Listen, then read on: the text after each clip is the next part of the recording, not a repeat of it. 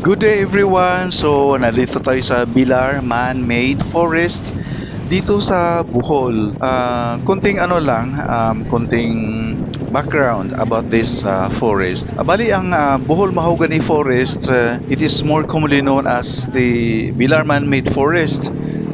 It is a dense forest stretching 2 kilometers along the border of Lubok and Bilar towns. Tapos, ang forest is mainly made up of white and red, yung skin ng trees, which is known as mahogany trees. Part ito ng reforestation project noong 50 years ago. So medyo matagal na ito. Once you enters the forest, manotice nyo ang temperature na nagbabago. So mafe-feel nyo ang pagkalamig. Especially pag summer, nitong panahon summer, masarap sa pakiramdam. So, ang mga trees are largely obscured by the branches and the thick leaves. So, ang mga roots and trees napakaganda as they extend from the ground, climb over boulders and curve around the land, even reaching the side of the road.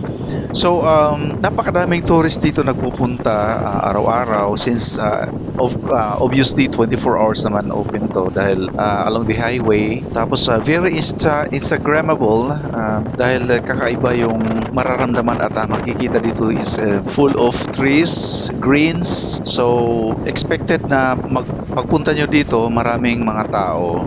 So, hindi lang sa forest ang attraction dito sa Bilar. Meron din silang tarsier. So, hindi namin nadaanan ang tarsier. Medyo alanganin din sa oras.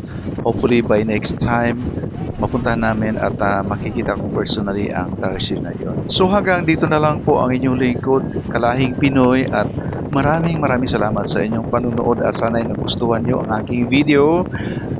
Don't forget to subscribe, like, and share, and also press also the notification bell para updated kayo sa susunod na video. Maraming salamat po. God bless and mabuhay.